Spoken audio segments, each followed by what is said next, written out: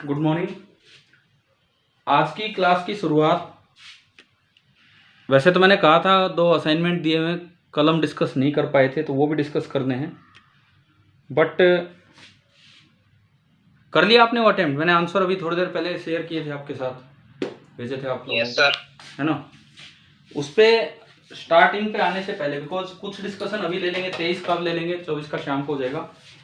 उससे पहले मैं थोड़ा आगे बढ़ता हूँ।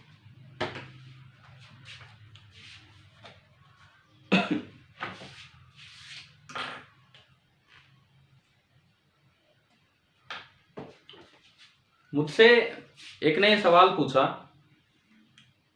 कल की ही बात है, क्या अर्थिंग, कंडक्टर की अर्थिंग चेंज करने से, जैसे एक कैपेसिटर में 2 कंडक्टर होते हैं, एक बार मैंने एक की अर्थिंग की और एक बार दूसरे की अर्थिंग की, तो क्या उससे कैपेसिटेंस चेंज हो सकता है क्या, या नहीं? बताओ।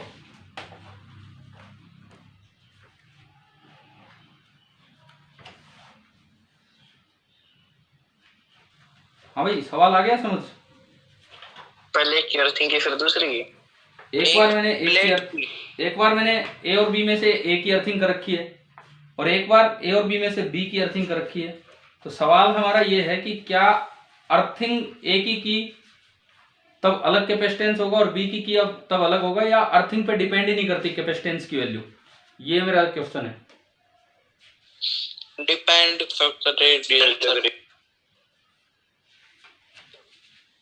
बराबर हो जाएगा ना कैपेसिटेंस। देखो, मैं लिखता हूं यहाँ पे, सवाल क्या बन रहा है ये लिखता हूं। Can the value of capacitance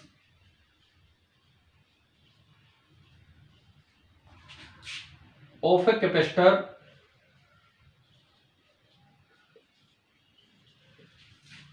be affected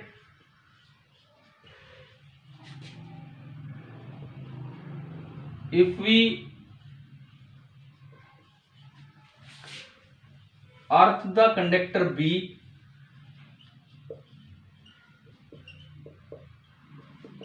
instead of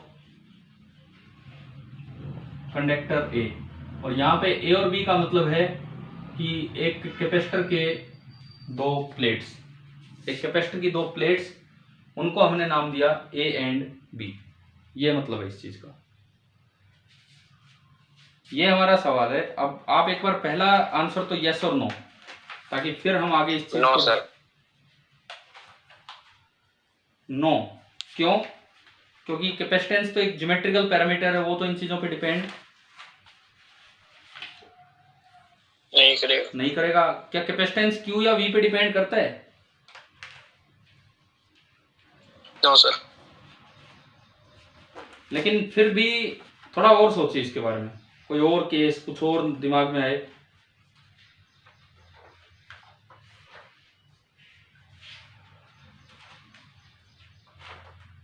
कोई भी और केस आप स्फेरिकल कैपेसिटर लेके सोचिए। मतलब कैन का मतलब है कि क्या कोई भी ऐसा केस मिल सकता है क्या कि अर्थिंग इंटरचेंज की तो उससे कुछ फर्क पड़ जाए? सॉल्यूशन हम स्टार्ट करें इस चीज का। एक बड़ा अच्छा कॉन्सेप्चुअल सवाल है ये। मान लो मैंने एक स्फेरिकल कैपेसिटर लिया। अच्छा, मुझे ये बताओ, अगर आइसोलेटेड स्फीयर लेते हैं तो उसका कैपेसिटेंस कितना निकल के आया करता है आइसोलेटेड स्फीयर का?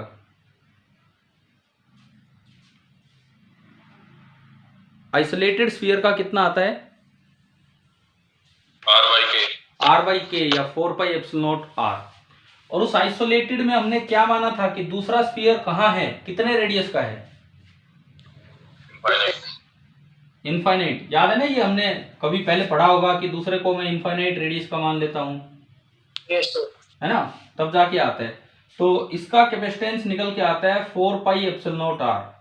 मतलब एक अकेला भी कैपेसिटर होगा, प्लेट अकेली होगी तो भी उसकी दूसरी प्लेट इनफाइनाइट रेडियस की मानी जा सकती है। अब मैं अर्थिंग इंटरचेंज चेक करूं, अब मैं अर्थिंग इंटरचेंज वाला केस चेक करूं। मैंने एक ये लिया एक कैपेसिटर, दो कंडक्टर हैं, एक R1 रेडियस का, एक R2 रेडियस का। मैंने दो कंडक्टर यहां मान लिए, एक का रेडियस R1, एक का रेडियस R2, ये माने। आप ये बताओ, इस समय सपोज मैं एक बार बाहर वाले की अर्थिंग कर दूं, अलग अलग दो केस लेंगे। एक बार मैंने बाहर वाले की अर्थिंग की इस तरह से, आपसे पूछा जाए कि इसकी कैपेसिटेंस बताओ क्या होगी। विदाउट अर्थिंग क्या होती, विदाउट अर्थिंग, अरे याद होंगे ना फॉर्मूले।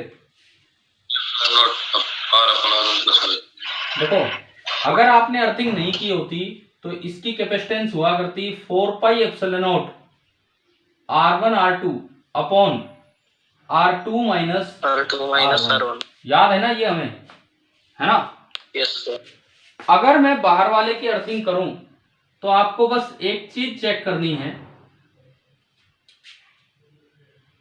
कि कभी वो जो ये आइसोलेटेड कैपेसिटर की तरह तो काम नहीं करने लग जाएगा बाहर वाला। ये चीज आपको चेक करनी पड़ेगी। कैसे? देखिए मैं बताता हूं। आप एक तीसरा स्फीयर मान के चला करते हैं, कितने रेडियस का? इनफाइनाइट रेडियस का। और इन्फिनिटी पे भी पोटेंशियल कितना होता है?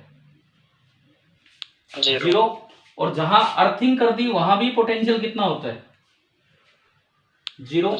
तो क्या इस पे कोई मतलब है इस कैपेसिटर का? क्या ये सॉर्टेड है कि नहीं? दोनों पे सेम पोटेंशियल है तो पोटेंशियल डिफरेंस ही जीरो है। यानी कि this capacitance is of no use. तो हमारे काम का अर्थिंग करने से यही देखना है क्या वो इन्फिनिटी वाला तो काम नहीं आ रहा है, ये किसी काम का नहीं है। हमारे जो काम आ रहा है केवल ये आ रहा है, केवल यही कैपेसिटेंस आ रहा है। तो इस केस में यहां वाला C बचेगा, तो जो C सिस्टम का रहेगा, C system, that will be equal to C and that will be 4 pi epsilon naught R1 R2 upon R2 minus R1। आप एक काम करो, इसका सॉल्यूशन कैसे लिखेंगे कि consider the case of a spherical capacitor, उसमें पहला case earthing of outer sphere, और फिर लिखेंगे दूसरा case earthing of inner sphere. आप पहले एक केस पूरा कीजिए।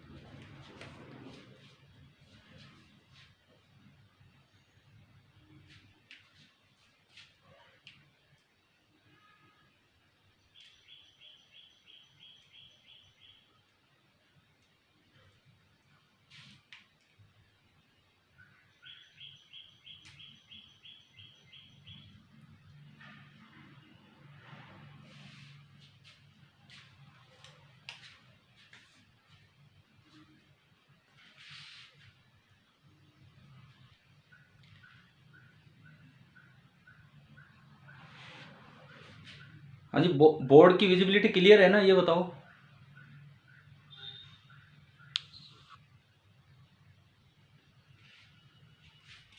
मैं जो पूछ रहा हूँ उसका जवाब दो। बोर्ड क्लियर दिख रहा है या कुछ चेंज करना? यस सर, क्लियर है। ठीक है,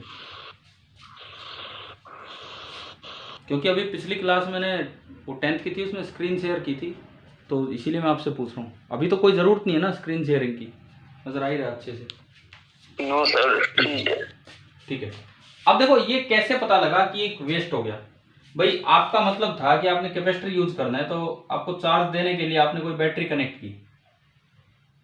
मान लो आपने बैटरी कनेक्ट की 20 वोल्ट की, ये अर्थिंग के कारण 0 वोल्ट पे है, ये माइनस प्लस V। इसका मतलब मेरा ये वाला कंडक्टर, ये वाला स्फीयर कितने वोल्ट पे आ गया? V पे आ गया। ये वाला कंडक्टर V पे आ गया, ये V पे, ये 0 पे, और लास्ट वाला भी कितने पे पड़ा है? 0 पे। तो क्या इसके अक्रॉस कोई पोटेंशियल डिफरेंस है क्या, इस कैपेसिटर के अक्रॉस?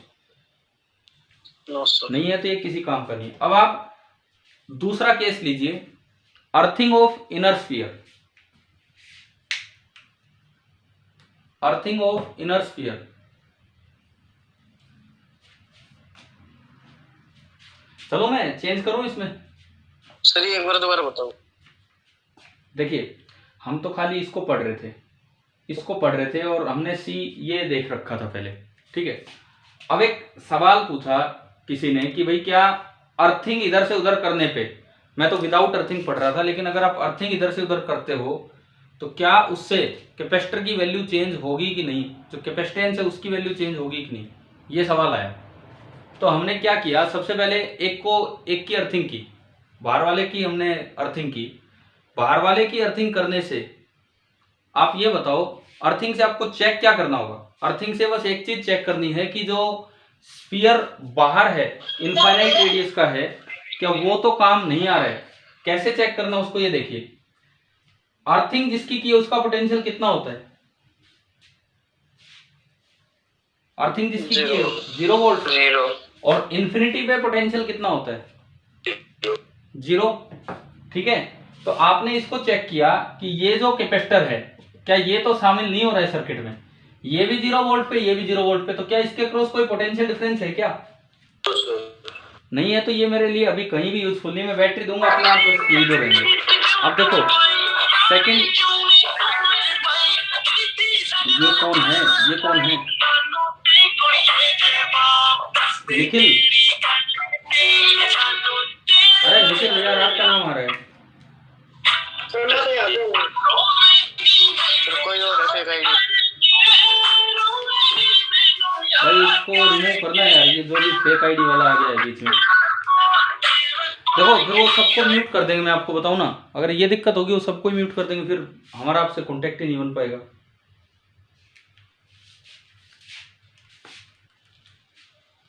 चलो तो अभी आगे देखते हैं। सी ऑफ सिस्टम ये था। अब मैं दूसरा केस लेता हूं कि आपने अर्थिंग किस पे की,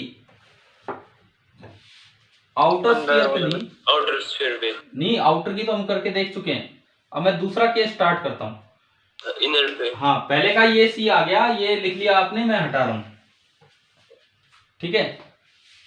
अब आप कीजिए earthing of inner sphere.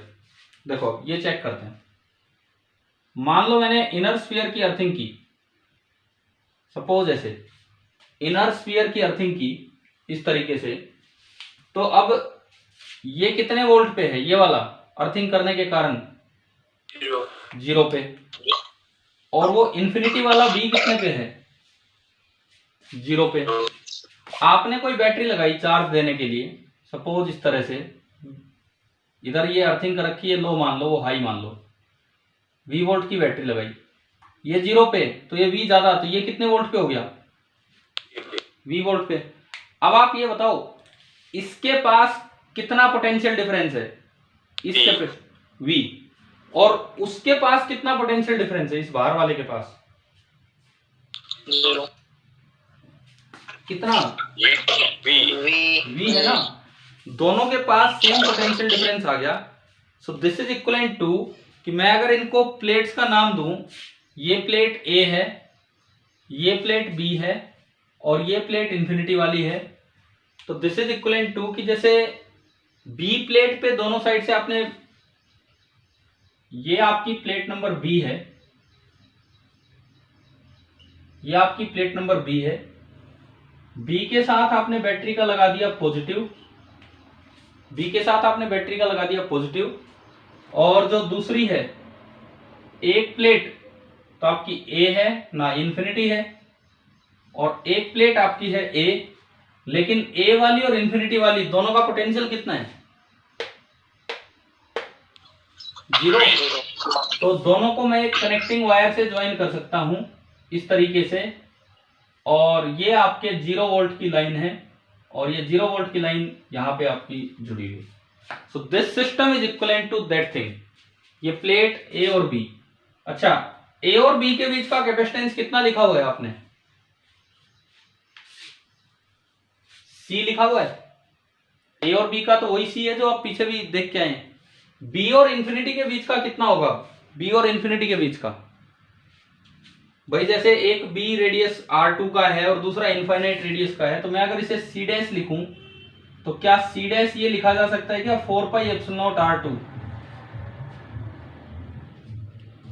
Yes देखो एक गोला है जिसका रेडियस r2 है और दूसरा गोला इनफाइनाइट रेडियस का है, तो ये तो आइसोलेटेड वाला केस हो गया। समझ गए हो? समझ गए हो क्या यहाँ पे? तो इसका मतलब Yes, sir. b और इन्फिनिटी के बीच का कैपेसिटेंस c डैश और ये c, और ये दोनों किस में है, सीरीज की पैरेलल? पैरेलल। तो अब अगर मैं देखूं c ऑफ द सिस्टम, मैं तो स्पेशली इस क्वेश्चन का जवाब दे रहा हूं जो ये पूछा था, और ये आप में से किसी ने नहीं पूछा, आपकी क्लास में से किसी ने नहीं पूछा, नहीं तो मैं नाम भी लेता जिसने पूछा है। तो c of the system this will be equal to, इसका कैपेसिटेंस चेंज नहीं हुआ लेकिन सिस्टम कुछ इस तरह से अरेंज हो गया कि वो बनेगा c प्लस सी डैश। अच्छा c कितना, c तो वही है 4 pi epsilon naught r1 r2 upon r2 minus r1, और c डैश कितना, c डैश कितना 4 pi epsilon not 4 pi epsilon not r2। तो अर्थिंग चेंज करने से हालांकि इसका कैपेसिटेंस चेंज नहीं हुआ लेकिन सिस्टम चेंज हो गया, एक और कैपेसिटेंस शामिल हो गया जो पहले नहीं हो रहा था। तो इस तरह के सवालों में थोड़ा ध्यान रखना है, कभी ये जो एमसीक्यूज होते हैं ना, ये ऑब्जेक्टिव एमसीक्यूज नहीं बोले जाते हैं, इनको बोल देते हैं सब्जेक्टिव एमसीक्यूज। सब्जेक्टिव एमसीक्यूज मतलब आपको पूरा पूरा सोच विचार करना पड़ता है, अभी क्या कोई केस पॉसिबल तो नहीं है इस तरह से। तो बताओ ये समझ आया क्या ये वाला सवाल? ये सर सिर्फ स्फेरिकल में है वैलिड नहीं और भी किसी में हो सकता है, मैंने तो इस पे सोचा था, जैसे एक का एक क्वेश्चन आया कल, तो मैंने तो इस पे सोचा था भाई कब हो सकता है, हो भी सकता है कि नहीं। तो ये स्फेरिकल में तो दिख ही रहा है, होने को पता नहीं कहाँ हो जाए इस तरह से।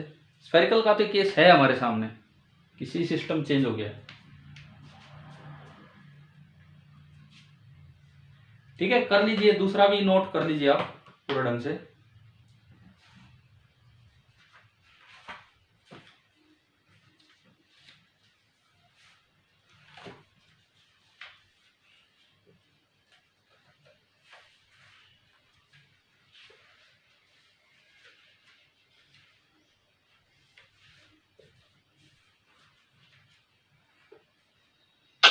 सर एक बार रिपीट करना। कौन सा है दूसरा केस? देखिए दूसरा केस हमें क्या बता रहा है कि अगर इनर की अर्थिंग आ जाए कभी ऐसे स्फेरिकल कैपेसिटर में, और इनर की अर्थिंग आए और आप कोई बैटरी से चार्ज दें इस तरह से, तो देखो एक चीज सुनो, इस कैपेसिटर के पास पोटेंशियल डिफरेंस कितना है, V। अर्थिंग के कारण ये 0 वोल्ट पे, तो ये V वोल्ट पे, तभी तो V का डिफरेंस है। अब आप अंदर वाले को भूल जाओ, ये गोला अगर बाहर के साथ देखें तो हम एक चीज पढ़ चुके होते हैं कि एक आइसोलेटेड कुछ नहीं होता, उसको हम मानते हैं कि दूसरा इनफाइनाइट रेडियस का गोला है, तो उसका कैपेसिटेंस भी हुआ करता है R बाई के, है ना। तो दूसरा क्या आपने पैरेलल प्लेट्स में से नहीं बनाए, प्लेट के सामने एक और प्लेट आती तो दोनों आमने सामने बनते चलते हैं, देखे ना हमने इस तरह से, वो भी शामिल होगा ये भी शामिल होगा, है ना। लेकिन अगर अलग अलग पोटेंशियल्स पे होते तो वो सीरीज में होते, लेकिन ये भी 0 पे है अर्थिंग के कारण और वो 0 पे है इन्फिनिटी के कारण, तो इसका मतलब ये और ये पॉइंट तो आपस में जुड़े हुए हैं, तो एक कैपेसिटेंस ये हो गया एक ये हो गया, यहां पोटेंशियल डिफरेंस है V और यहां भी पोटेंशियल डिफरेंस है V, तो दोनों किस में हो गए, सीरीज में कि पैरेलल में? पैरेलल में। फिर मैंने आपको प्लेट बना के दिखाई, यहाँ इस प्लेट को B मान लिया, इसको A और इसको इन्फिनिटी, तो प्लेट नंबर B इधर भी शामिल है इधर भी, इसमें भी शामिल है इसमें भी, लेकिन प्लेट नंबर A और इन्फिनिटी सेम पोटेंशियल पे है, तो दोनों को एक साइड कनेक्ट कर दिया और उससे उस सीरीज की बजाय दोनों पैरेलल में बन गए, और लास्ट में ये C सिस्टम आ गया ना, सभी को समझ? ठीक है चलो मैं आगे बढ़ूंगा अब इसमें। Yes sir.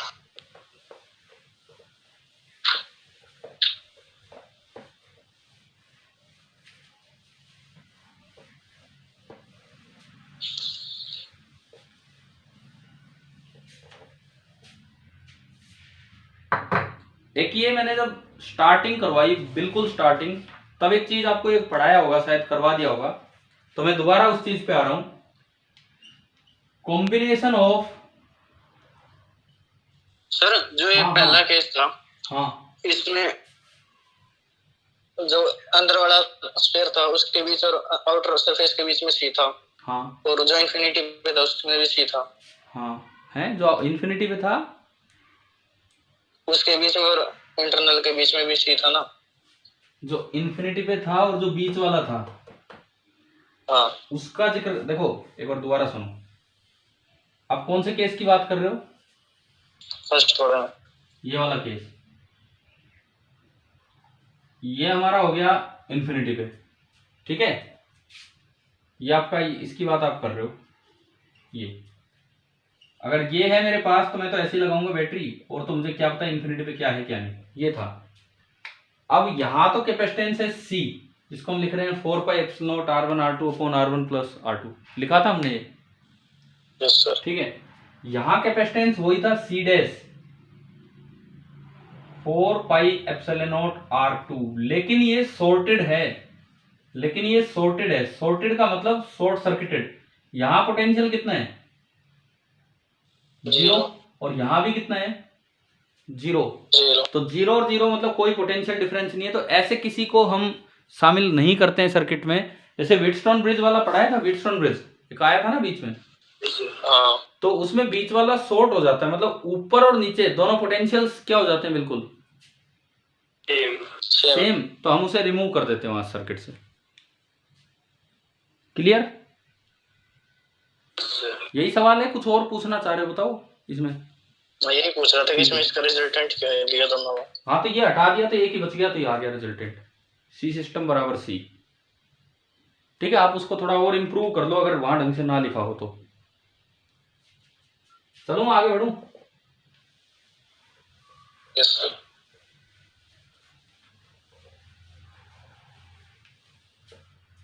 अगला देखो, कॉम्बिनेशन ऑफ टू स्फीयर्स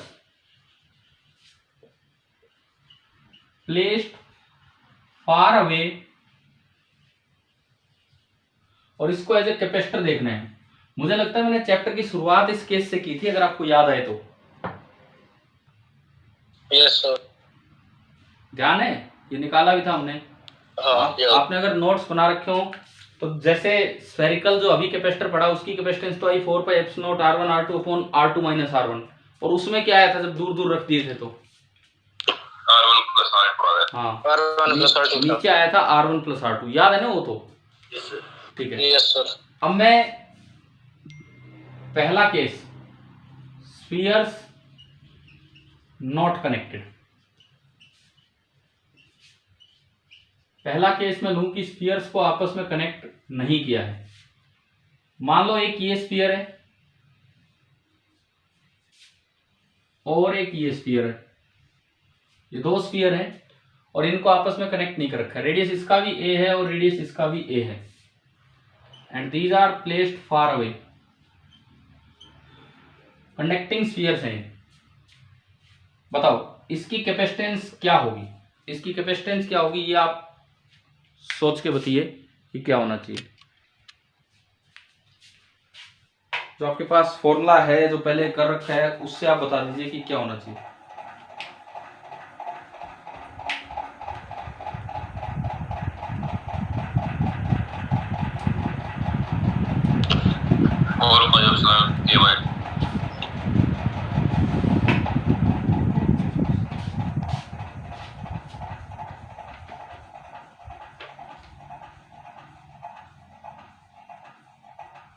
हाँ भाई बताओ क्या आना चाहिए?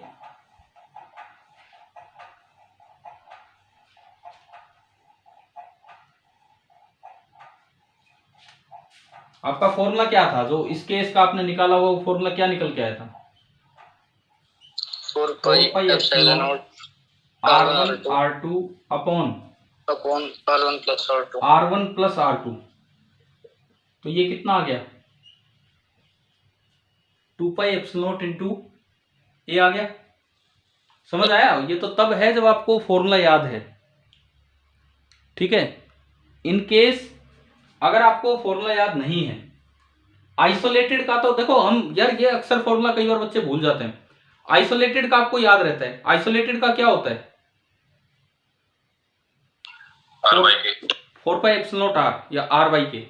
और हमें वो कंसेंट्रिक स्फीयर वाला भी याद रहता है, उसका क्या होता है 4π ε0 r1 r2 r2 minus r1। ये तो चलो हमने तो चैप्टर की शुरुआत इस केस से कर ली, तो इसलिए ये याद रह भी जाता है।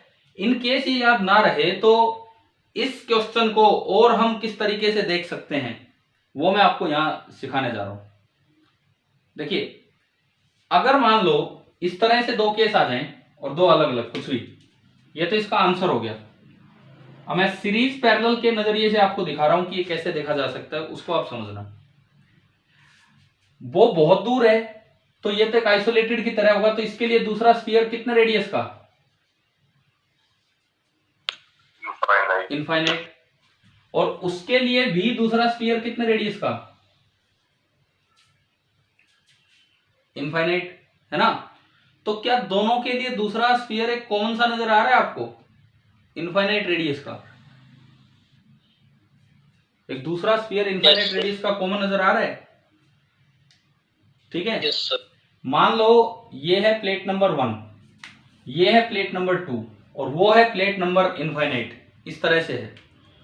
अब अगर आप इन दोनों के बीच में इन्हें कनेक्ट करोगे तो कोई बैटरी लगाओगे, कोई आप 20 वोल्ट की बैटरी लगा रहे हो। अब मैं आपको सर्किट की तरह दिखाता हूं, ये सर्किट की तरह, ये प्लेट नंबर 1 है, ये प्लेट नंबर 2 है और आपने बीच में लगा दी एक बैटरी 20 वोल्ट की बैटरी। अच्छा, दोनों की दूसरी प्लेट कॉमन है, कौन सी प्लेट है वो, कौन सी प्लेट है ये, इनफाइनाइट वाली। अच्छा, इसके और इसके पास पोटेंशियल डिफरेंस सेम नहीं है, कभी आप सोचो पैरेलल है ना भाई, बिल्कुल सेम नहीं है। देखो मान लो ये पॉइंट हो 1 वोल्ट पे, बैटरी लगी हो 3 वोल्ट की, तो ये पॉइंट कितने वोल्ट पे है, 4 वोल्ट पे। ये आया समझ, हाँ जी, क्लियर है कि नहीं बताओ। अगर मैं इस पॉइंट को 1 वोल्ट पे मानूं, 3 वोल्ट की बैटरी, तो ये 4 वोल्ट पे। अब ये वाला स्फीयर तो 4 वोल्ट पे, ये 0 पे, और ये वाला स्फीयर 1 वोल्ट पे और ये 0 पे। तो इसके पास पोटेंशियल डिफरेंस कितना है, इसके पास 1 वोल्ट, और इसके पास कितना है 4 वोल्ट। तो क्या दोनों के पास सेम पोटेंशियल डिफरेंस है क्या, तो ये दोनों किस में हुए, सीरीज में। पैरेलल में तो है नहीं, पैरेलल में है नहीं, और हमने देखा ये तीसरी प्लेट बीच की कॉमन बन रही है, तो ये दोनों किस में हो गए आपके, सीरीज में हो गए। मैंने एक का कैपेसिटेंस C1 बोल दिया और एक का कैपेसिटेंस बोल दिया C2। अब इधर देखो, ये आइसोलेटेड की तरह देखना है, तो C1 कितना होगा 4πε0 इंटू R1, ठीक है। इसे आइसोलेटेड की तरह देखना है तो C2 कितना होगा 4πε0 इंटू R2। वो तो बाई चांस मैंने दोनों A ले लिए, समझ आया। और अब ये दोनों सीरीज में हैं तो C इक्विवेलेंट कितना बनेगा C1 into C2 upon C1 plus C2। C1 मैं आपको सर्किट बनाना सिखा रहा हूं कि कोई भी केस आए कैसे आपको देखना है सीरीज पैरेलल। C1 मैं A तो बाद में रख दूंगा, C1 है 4πε0 R1, C2 4πε0 R2 divided by C1 plus C2 4πε0 common, और ये आपका आया R1 प्लस R2। 4πε0 से 4πε0 कट गया। आप बताओ क्या ये सेम आंसर आ गया कि नहीं,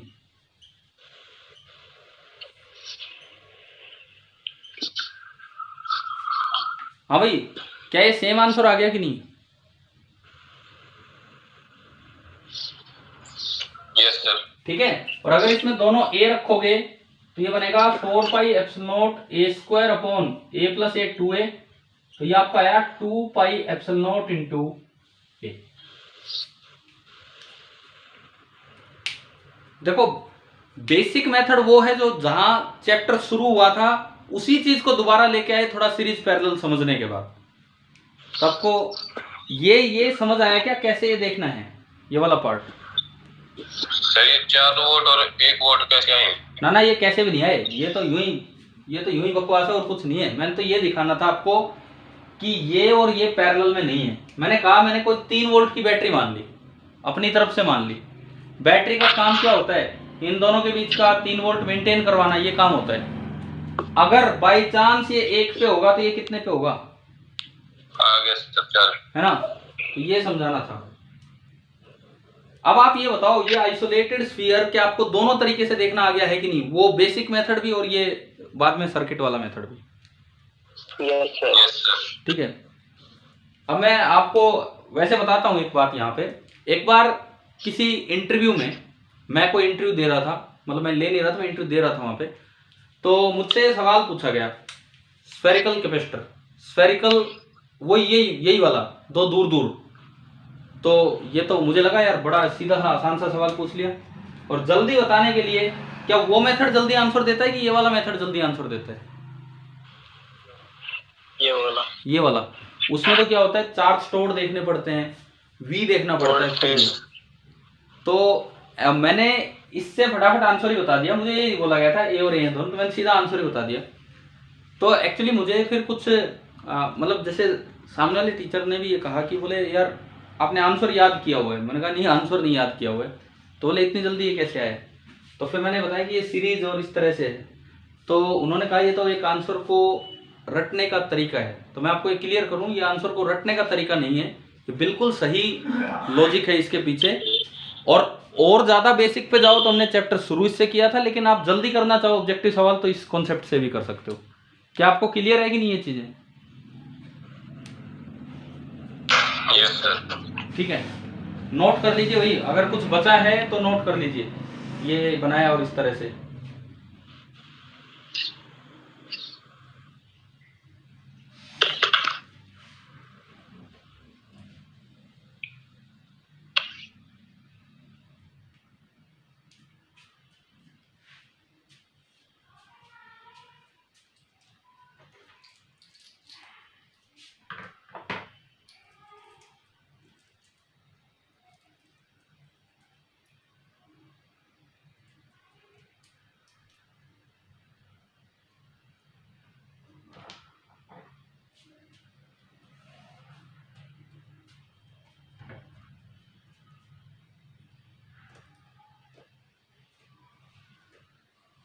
सर ये सवाल एचसीवी में क्वेश्चन नंबर 12 दे रखा है।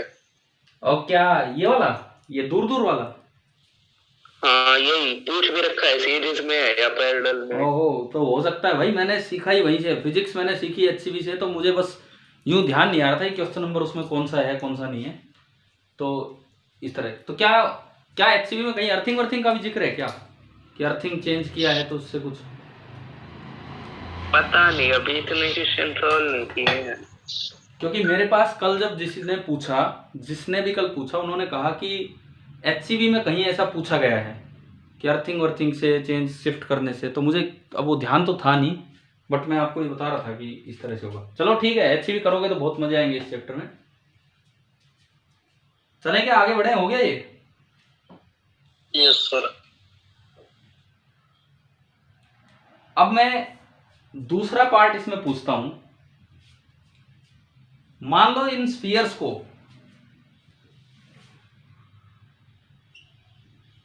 कनेक्ट कर दिया जाए एक मेटालिक वायर से,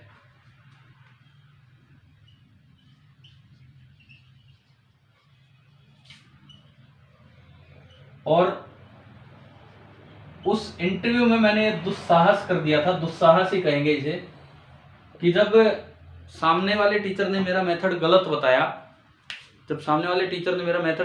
कि ना भाई बेसिक से ही करो, तो ठीक है मैंने बेसिक से किया वो, तो वैसे दुस्साहस ये, लेकिन मैंने कहा कि सर अगर इनको ज्वाइन कर दे मेटालिक वायर से तो फिर कैसे करेंगे हम? तो वहां पे बस वो अटक फटक मामला हो गया था, और वो इस तरह का मामला हो गया था। अब आपको मैं दे रहा हूं ये, कि इनको अगर मैं कनेक्ट कर दूं एक मेटालिक वायर से तो कैसे इसको देखें हम। बैटरी की बजाय अगर मैं मेटालिक वायर से जोड़ दूं तो आपका वो वाला मेथड ध्यान ही नहीं दे पाएगा, क्योंकि उसमें तो समझ ही नहीं आएगा यार किस पे चार्ज देना है, कहां तक, क्योंकि पहले से ही कनेक्टेड है। और इसका जवाब जो मुझे वहां से मिला था, बदले में ये कहा गया था कि ये तो अब कैपेसिटर ही नहीं रहा, क्योंकि ये तो एक जैसा बन गया। आप बताओ क्या एक आइसोलेटेड स्फीयर कैपेसिटर होता है कि नहीं, ये बताओ पहले। आइसोलेटेड स्फीयर भी, अकेला अकेला भी कैपेसिटर होता है कि नहीं? होता है ना। तो ये डेफिनेटली अब ये सवाल अगर आ जाए सामने तो ये वाला मेथड ज्यादा कामयाब है। बताओ क्या दिमाग में आ रहा है?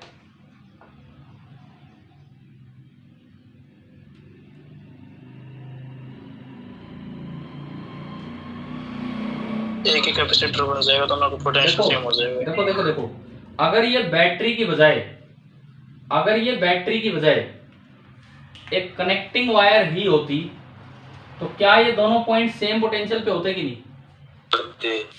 होते। यानी कि अगर बाय चांस ये 1 वोल्ट पे है तो ये भी कितने पे होगा? 1 वोल्ट पे होगा, है ना। अब आप देखो इसके पास पोटेंशियल डिफरेंस कितना? 1 0 1। उसके पास पोटेंशियल डिफरेंस कितना? 1 और 0 1। तो अब अगर मैं इस सर्किट को देखता हूं तो देखिए कैसा बनेगा। अब अगर हम इस सर्किट को देखें तो ये कुछ इस तरह का बनेगा कि ये आपकी प्लेट नंबर 1 और यही आपकी है प्लेट नंबर 2। दोनों एक ही वायर से हमने जोड़ दिया। प्लेट नंबर 1 के सामने भी इंफिनिटी वाली प्लेट है और प्लेट नंबर 2 के सामने भी इंफिनिटी वाली प्लेट है। इन दोनों को इधर जोड़ दिया और अब ये इस तरह का कैपेसिटर सिस्टम बनेगा। अब बैटरी अगर लगानी है तो यहां से यहां लगाने का कोई मतलब नहीं है, तो शॉर्ट ही पड़ा है। अब बैटरी ऐसे लगेगी। अब जब इनमें बैटरी लगाई जाती है तो ऐसे लगाई जाती है, ये बैटरी लगा दी और उसका दूसरा एंड अर्थिंग दिखाई जाती है। इस तरह से बैटरी लगाई जाती है, V वोल्ट की बैटरी। तो अब आप देखो ये 0 पे तो ये पॉइंट कितने वोल्ट पे है? V पे। तो ये वाला पॉइंट भी कितने पे होगा? V पे। और ये वाला पॉइंट भी कितने पे होगा? V पे। तो अब अगर मैं देखूं तो ये बैटरी ऐसे लगेगी, ये यहां पे बैटरी लगी है और ये वाला आपका जुड़ा पड़ा है और ये अर्थिंग हुई पड़ी। तो ये दोनों भाई किस में आ गए, सीरीज में कि पैरेलल में?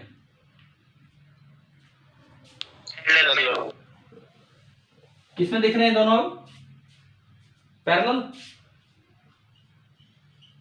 तो C पैरेलल क्या बनेगा? C पैरेलल आपका क्या बनेगा?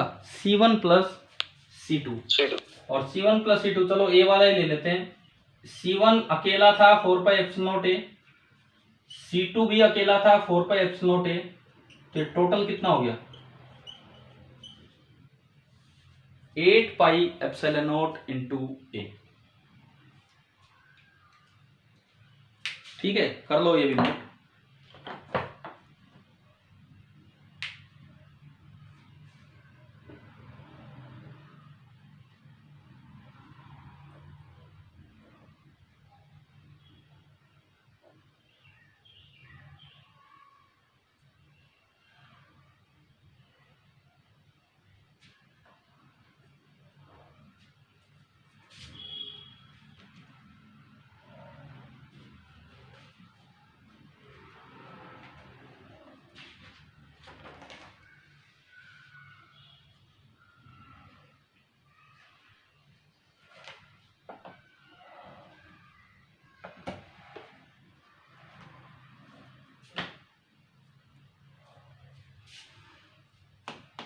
कैपेसिटर कुछ समझ आ रहा है ना चैप्टर? Yes sir. धीरे धीरे करते चलो इनको। और सीपीपी में आपको दिन का एक दिया करूंगा इस पे, फिर कुछ एडिशनल होमवर्क आप साथ में अच्छी भी अपनी ट्राई करते रहो। अच्छा चैप्टर है, वहां से सीखोगे, बड़ा अच्छा चैप्टर है वो। हो गया नोट? हो गया? बताओ।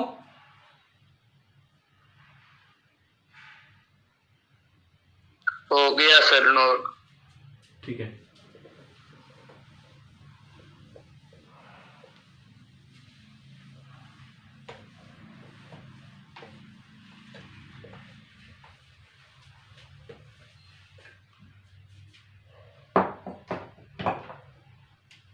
अब मैं आपको यहां पे एक मेथड सिखाता हूं। Oh shit shit shit shit shit shit, battery low. भाई कितना टाइम बचा है इस क्लास का? आधा घंटा।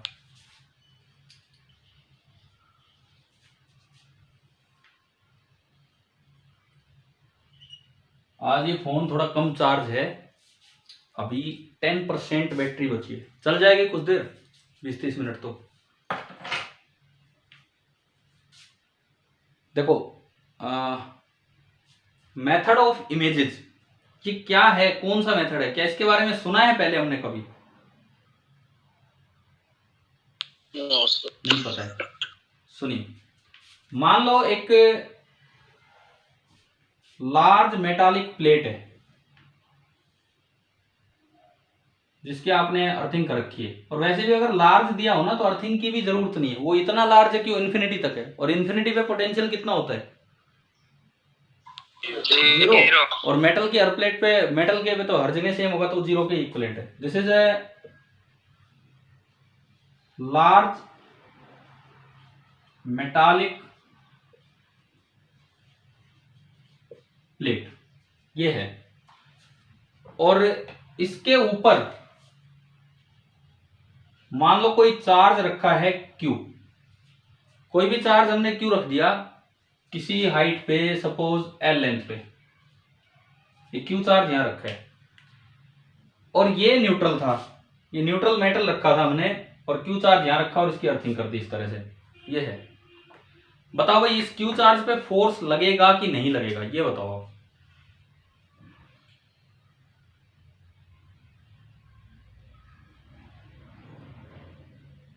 क्या इस Q चार्ज पे कोई फोर्स लगेगा कि नहीं?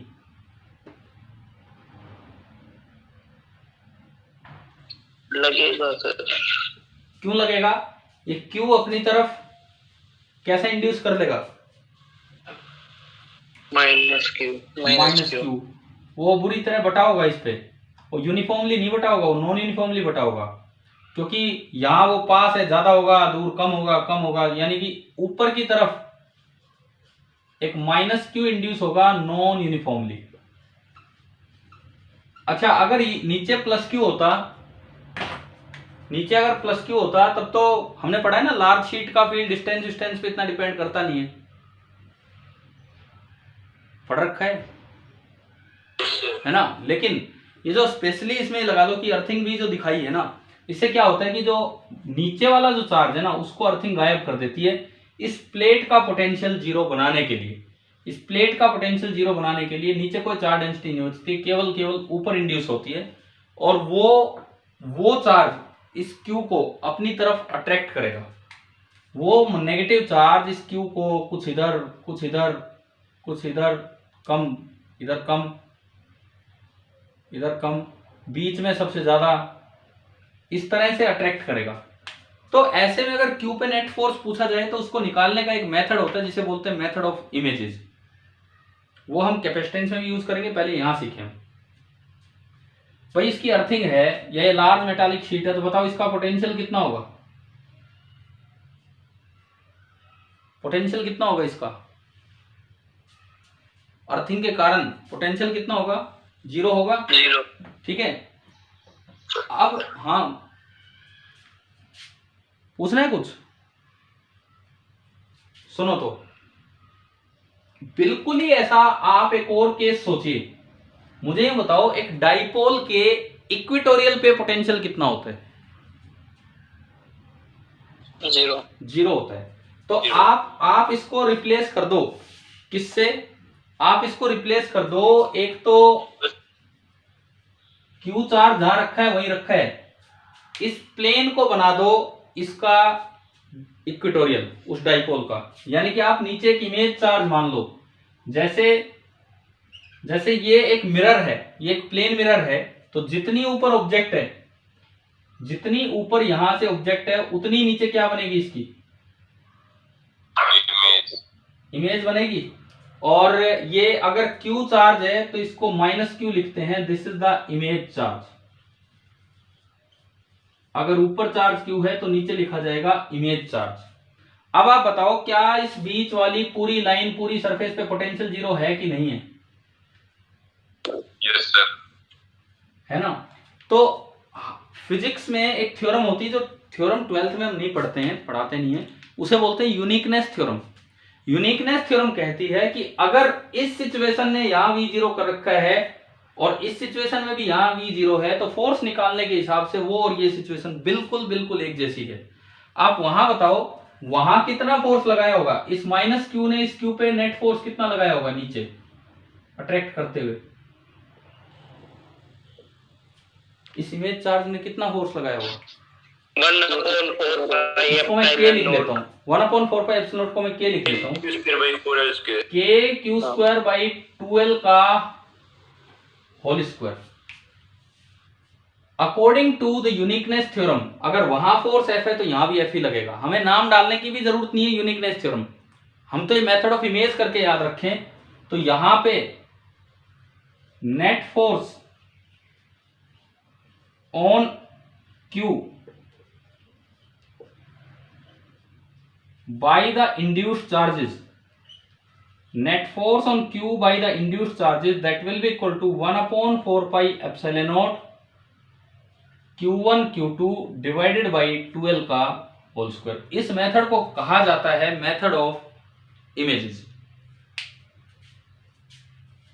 देखो हमने ना यूनिकनेस थ्योरम पढ़ी है, तो हम थोड़ी देर के लिए इसे एक्सेप्ट कर रहे हैं, यूं लगा लो जबरदस्ती इसे एक्सेप्ट कर रहे हैं कि वहां जितना फोर्स लगेगा उतना ही यहां लगेगा। ठीक है, मान लो ये बात इस केस में कि जब भी कभी लार्ज मेटल शीट आए तो इस तरह से शीट हटाओ और एक इमेज चार्ज बनाओ और इस तरह से आप काम को आगे बढ़ा सकते हैं।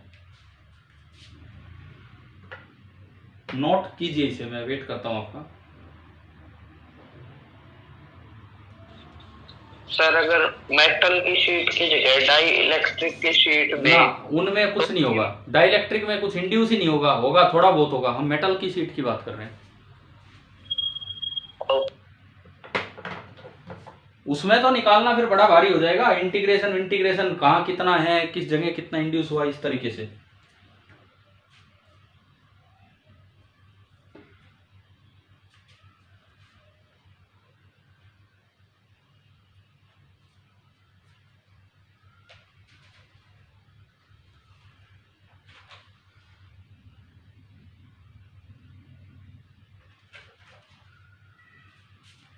लिख लिया या बना रहे हो?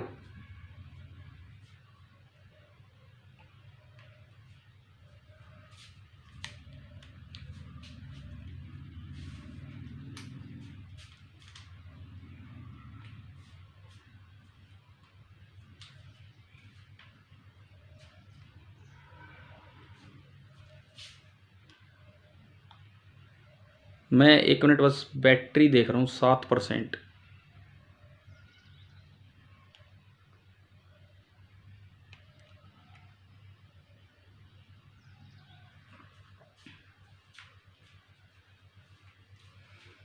तब 10% थी, अब 7% है। कितना टाइम हुआ है? 10 मिनट हो गए उस बात को। यस तो ठीक है, शायद चला ही दे काम वहां तक। चलो भाई, बना लिया क्या, बताओ। Yes sir, yes sir. अब देखो, सपोज यहां कोई पॉइंट दिया जाए, यहाँ कोई भी पॉइंट है, या मैं कहूं ये कोई पॉइंट है इसी की लाइन पे x दूरी पे, और आपसे पूछा जाए यही सिस्टम है और भाई यहाँ पोटेंशियल लिखो कितना है, यही सिस्टम है और यहाँ पोटेंशियल लिखो, तो अगेन आप उस मेथड पे जाएंगे। मुझे नहीं पता कहाँ कितना इंड्यूस हुआ है, पड़े रहने दो, उधर चलो। कितनी दूर, यहां से कितनी दूर, x, ठीक है, यहां से हम x दूरी पे आए और मुझे यहां पोटेंशियल लिखना है, जो यहां होगा वही यहां होगा। वहां तो लिख सकते हो आप q की वजह से, कितना q की वजह से, kq अपॉन x, और माइनस q की वजह से कितना, ये दूरी पाइथागोरस से आ जाएगी, तो plus k into minus q upon कितना, ये distance under root of 4l square plus x square, 2l का whole square plus x square. तो बताओ, इसी मेथड से आप एक बड़ा डिफिकल्ट सा टास्क था और बड़ी जल्दी हो गया मेथड ऑफ इमेजेस से। आप अप्लाई कर सकते हैं इसको, फोर्स निकालने के लिए, पोटेंशियल निकालने के लिए, फील्ड निकालने के लिए। जब भी कभी लार्ज मेटल शीट आएगी, मैं इसको कैपेसिटेंस में भी अप्लाई करूंगा, इसीलिए तो मेथड यहाँ पे अभी स्टार्ट किया हमने। लेकिन एक थोड़ा सा ध्यान रखना होगा, अगर इस सिस्टम की पोटेंशियल एनर्जी पूछी जाए तो थोड़ा ध्यान रखना होगा। क्या रखना होगा सुनिए, मान लो आपसे इस सिस्टम की पोटेंशियल एनर्जी पूछिए, इस सिस्टम की पोटेंशियल एनर्जी पूछिए कि ये चार्ज कर रखा है, तो इस सिस्टम की पोटेंशियल एनर्जी, तो पहले उस सिस्टम की पोटेंशियल एनर्जी लिख लो, उसको मैं यू डैश लिख रहा हूं, बताओ वो यू डैश कितना होगा, जो दो चार्ज का जो फॉर्मूला होता था, के Q1 Q2 डिवाइडेड बाई 12। हाँ भाई, इसमें कोई डाउट? बताओ ये क्लियर हो गया क्या? Yes sir. ठीक है, अब इस सिस्टम की जब आप यू लिखेंगे ना तो वो उससे हाफ होगी। इसमें ध्यान रखना है, क्यों हाफ होगी सुनो, अगर मैं वो सिस्टम लेता Q और माइनस Q, उसका मतलब है कि दोनों को इंफिनिटी से यहां तक लाने में धीरे धीरे कितना वर्क किया, यही मतलब था उस चीज का। भाई अगर मैं ये सिस्टम लेता, इसका क्या मतलब है, दोनों को इंफिनिटी से यहां तक लाने में धीरे धीरे कितना वर्क किया, कि यही है ना। लेकिन यहां दूसरा चार्ज तो मैं लेके ही नहीं आ रहा, यहां तो मैं केवल कितना चार्ज लेके आ रहा हूं, एक। दूसरा तो अपने आप ही फेरबदल हो रहा है, और मेटल के अंदर कोई चार्ज चलता है तो क्या कोई वर्क होता है उस पर? No sir. तो इस पे कोई काम ही नहीं हो रहा, केवल इस पे काम हुआ है, तो आधा काम हुआ है। अच्छा, कोई बच्चा यूं भी सोच सकता है वहां कि यार हम तो ऐसे लाते थे, पहले माइनस क्यू ले आए और फिर प्लस क्यू लाए, ऐसे लाते थे ना जब वो डेरिवेशंस करते थे। हाँ। तो माइनस क्यू लाने में तो यहां भी कोई काम नहीं होगा जब तक दूसरा नहीं है। लेकिन अब एक बात है, जब माइनस क्यू ला के रख दिया तो क्यू को लाने में शुरू में ही बहुत जोर लगाना पड़ेगा, क्योंकि पूरा माइनस क्यू यहां बैठा है, पूरा एक जगह इकट्ठा होकर बैठा है। जबकि अभी तो इस पे जरा सा चार्ज बहुत दूर दूर इंड्यूस होगा, जब ये बहुत दूर है, धीरे धीरे आएगा तो इंडक्शन बढ़ेगा, इस तरह का काम होना है। तो वो तो हम लाने का तरीका होता है, एक को ले आए दूसरे को ले आए, असल तरीका तो यही है, वो तो कैलकुलेशन थी भाई, कैसे कैलकुलेट करें, कि दोनों को एक साथ आप लेके आए, दोनों को आप एक साथ लेके आए, वहां वर्क दोनों पे करना पड़ेगा, यहां वर्क केवल एक को लाने पे करना पड़ेगा। इस वजह से जो यू सिस्टम बनेगा वो कितना बनेगा, U/2। तो यहां यू डैश कितना है, अगर मैं इसको ढंग से लिखूं, 1/4 का एप्सिलॉन किया तो -Q²/8πε0L, क्या यही बना क्या? तो इस सिस्टम का क्या हो जाएगा, -Q²/16πε0 L। हाँ जी भाई बताइए, क्लियर हो गया ये method of images? Yes sir. अब इसको मैं कहीं कैपेसिटेंस पे अप्लाई करवाता हूँ, वहां चलते हैं कैपेसिटेंस वाली साइड। अब मैं वेट करूं या लिख लिया?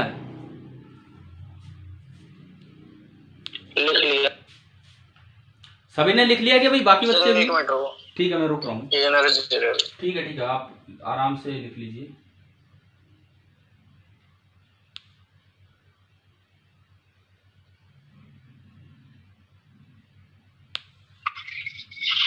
सर आखिरी की 10 मिनट पहुंचे तब उनसे पीपी के हिंट दे देता। क्या कह रहे हो सर? ये ना, एक मिनट एक एक करके बोलो, एक एक करके बोलो। जो यू सिस्टम लिखा है ये U'/2 है ना?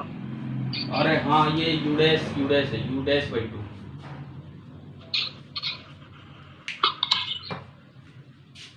अब कौन और क्या बोल रहा था, वो और बोले। सर इस क्लास के एंड में जो CPPD है ना, अच्छा, उनके क्वेश्चन का हिंट दे देना। चलो ठीक है, एक बार मैं ये जरा सा और 5 मिनट ये लेके चलते हैं, ये पूरा हो जाए उसके बाद। अब आप एक काम कर दो बस, क्योंकि 10-1 मिनट बचे होंगे मुश्किल से 10-15। अब थोड़ी देर तो वीडियो ऑन करो ना, थोड़ी देर। ऐसा नहीं है कि नेट बहुत ज़्यादा चला जाएगा 10-15 मिनट में, क्योंकि हमारा फ़ोन भी स्विच ऑफ हो सकता है। जस्ट थोड़ी देर के लिए मैं भी तो आपको देखूँ क्या कर रहे हैं क्या नहीं कर रहे हैं। पूरी क्लास में मैंने नहीं कहा आपसे वीडियो ऑन करने के लिए, बस थोड़ी सी देर के लिए आप वीडियो ऑन कीजिए। देखो मैं वेट ही कर रहा हूँ, मैं देख भी रहा हूँ, और आप मुझे दिख रहे हैं कि कौन कौन ऑन कर रहे हैं कौन नहीं। अब मैं मिटा दूं ये? Yes sir. मैं फिर बोलता हूँ, एक 10 मिनट के लिए आखिर की कुछ देर है, हमें पता भी लगे ना, हाँ भाई आपको पढ़ाया है ठीक ठाक से। तो आज की जो क्लास गई है ना कैपेसिटेंस पे, ये आप कह सकते हैं कि एक अच्छी क्लास की कैटेगरी में आती है, बिकॉज नॉर्मली कैपेसिटर पूरा कर जाओ जब भी छोड़ जाते हैं कई बार बच्चे इस तरह की चीजें, फिर आगे दिक्कत आती रहती है। अब मान लो एक क्वेश्चन हम लेते हैं जो हमने पढ़ा अभी इस तरह का ही, there is a metal ball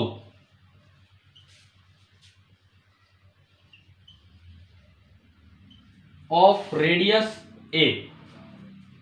मैंने ए रेडियस की कोई मेटल बॉल ली, प्लेस्ड एट ए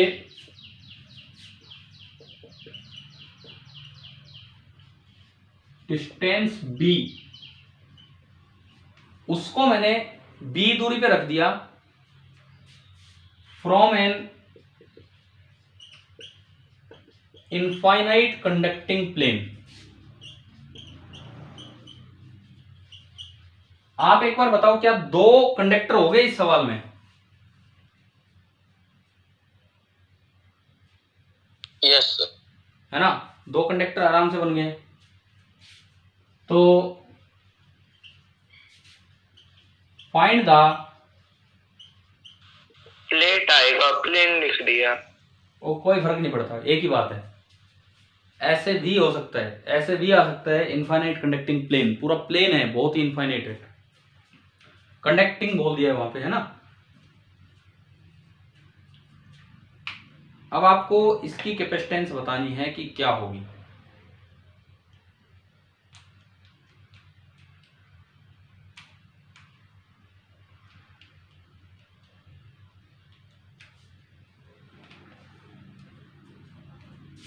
और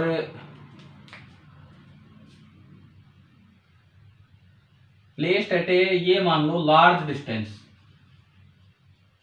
ये भी डिस्टेंस भी बड़ी है, placed at a large distance B. ये सेंटर से है ना डिस्टेंस? हाँ, एक्चुअली मैंने इसीलिए लार्ज भी कर दिया, तो कोई फर्क ही नहीं पड़ेगा आप कहां से ले रहे हो।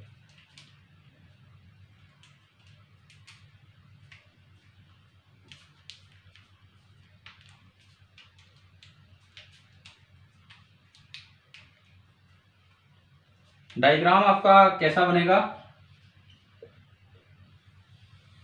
एक ए रेडियस की बॉल है और उससे काफी दूरी पे एक मेटल की प्लेट है, लार्ज प्लेट है इस तरह की।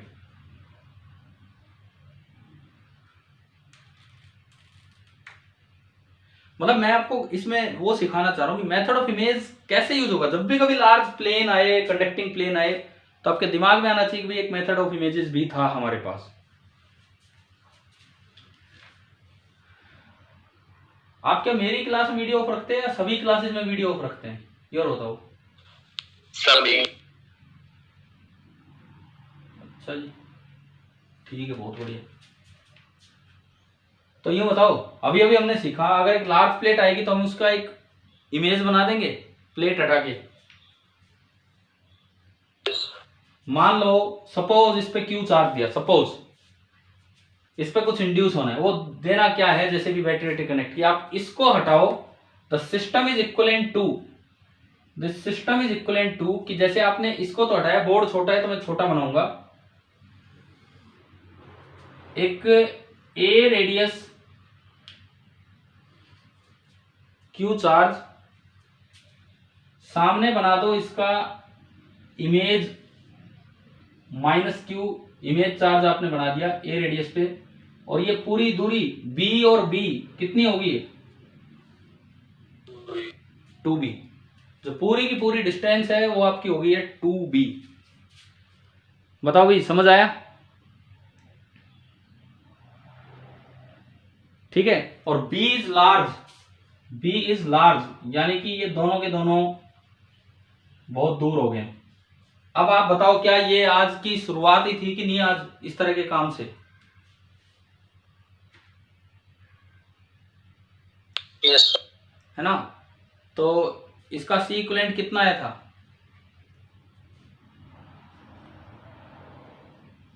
देखो मैं उसी से आपको बताता हूं। इसका एक आपने माना था इनफाइनाइट रेडियस का, और C1 लिखा था 4 पाई एप्सिलॉन नॉट ए। इसका दूसरा माना था इनफाइनाइट रेडियस का, और C2 लिखा था 4 पाई एप्सिलॉन नॉट इंटू ए। ये आपके बने थे।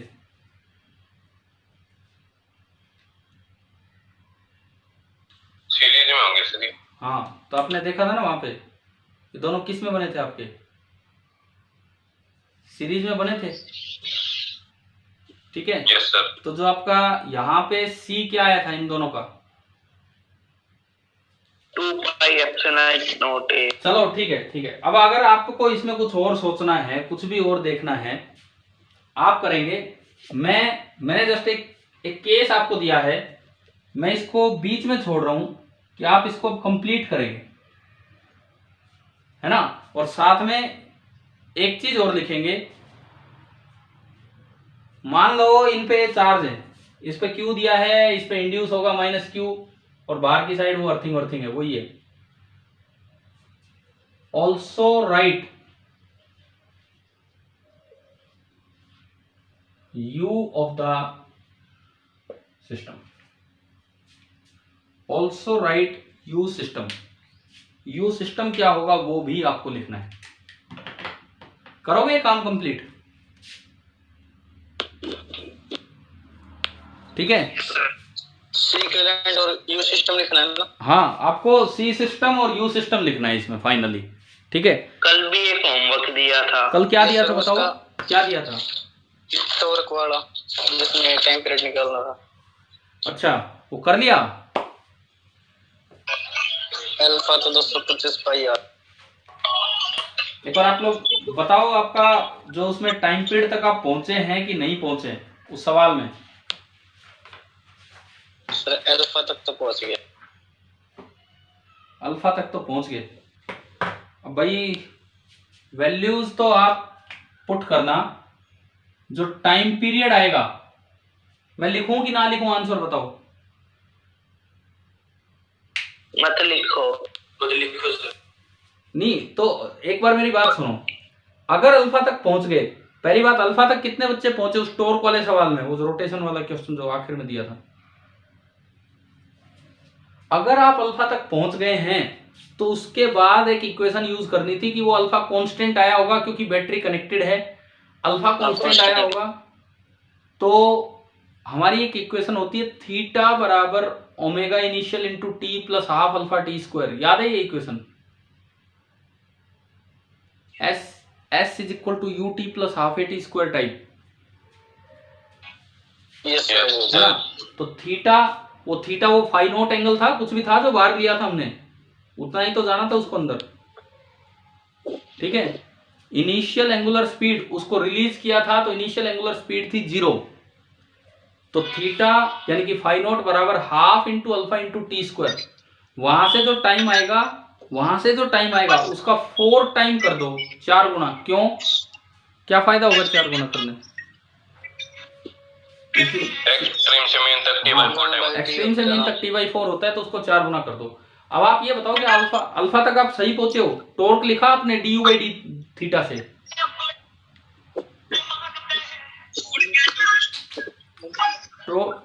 टॉर्क लिखा था आपने D u by d theta से?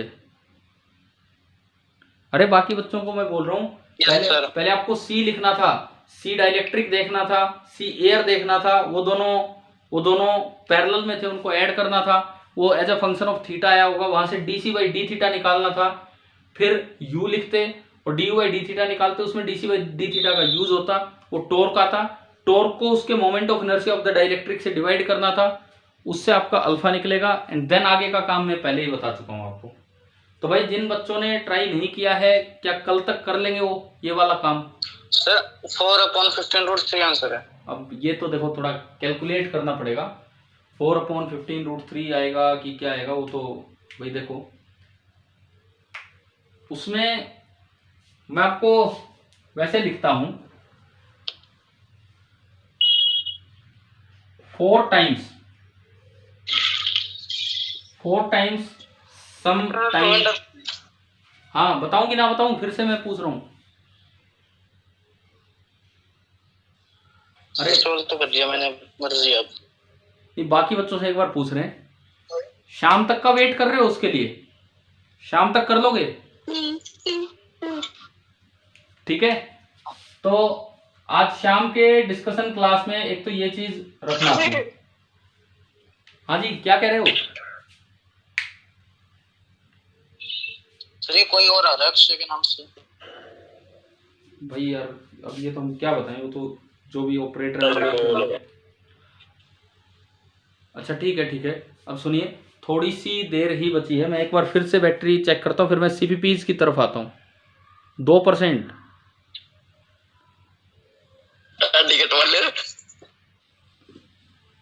2% हमारी बैटरी बची है, और उसके बाद मुझे लगता है ये अब ऑफ ही हो जाना है। अब सीपीपीज की तरफ आ जाओ। शाम को हम ये दोनों सीपीपी डिस्कस कर रहे होंगे, नंबर 23 एंड नंबर 24। ठीक है, कौन सा क्या डाउट है भाई? कोई पूछ रहा था इनमें कोई हिंट लेने के लिए? सर जो सेकंड और थर्ड है ना, जिसमें पोटेंशियल निकालने होते हैं, वो थोड़ा बताओ। जिनमें पोटेंशियल निकालने होते हैं, चलो फिर। जैसे सेकंड और रेजिस्टेंस वाला सर। अच्छा, एक रेजिस्टेंस वाला है। पहले मैं एक पॉइंट बता दूं आपको, कभी भी किसी डीसी सर्किट में, एक छोटा सा पॉइंट देखिए, कभी भी किसी भी डीसी सर्किट में अगर कोई आर है और कहीं सी है, तो आप एक चीज याद रखो कि जो कैपेसिटेंस है सी, डीसी के लिए वो ओपन हो जाता है। कैपेसिटेंस जो है इट इज इक्विवेलेंट टू, ये डीसी बैटरी है और ये रेजिस्टेंस है। जैसे आपका सर्किट ओपन हो जाना है, और ये स्टेडी स्टेट की बात कर रहे हैं हम आरसी सर्किट पढ़ेंगे आगे, जब आर पढ़ चुके होंगे तब, रेजिस्टेंस वाला चैप्टर होने के बाद, अभी नहीं। तो वहां हम पढ़ेंगे कि इस वक्त आके आई कितना हो जाता है, 0। आई 0 का मतलब जितने वोल्ट की ये बैटरी थी, जितने वोल्ट की ये बैटरी थी, सारी की सारी वोल्टेज यहां आ जाएगी इसके पास। ये मतलब इस चीज का एक दो सवालों में इस चीज का यूज होगा। चलिए अब मैं, ये 1% बैटरी बची है। अब सुनिए, शाम को एक तो सीपीपीज दोनों करके रखें, प्लस वो टॉर्क वाला क्वेश्चन और करके रखिए, टॉर्क वाला क्वेश्चन और करके रखिए। ठीक है? Yes sir. ठीक है, चलिए मैं ऑफ करता हूँ अभी क्लास।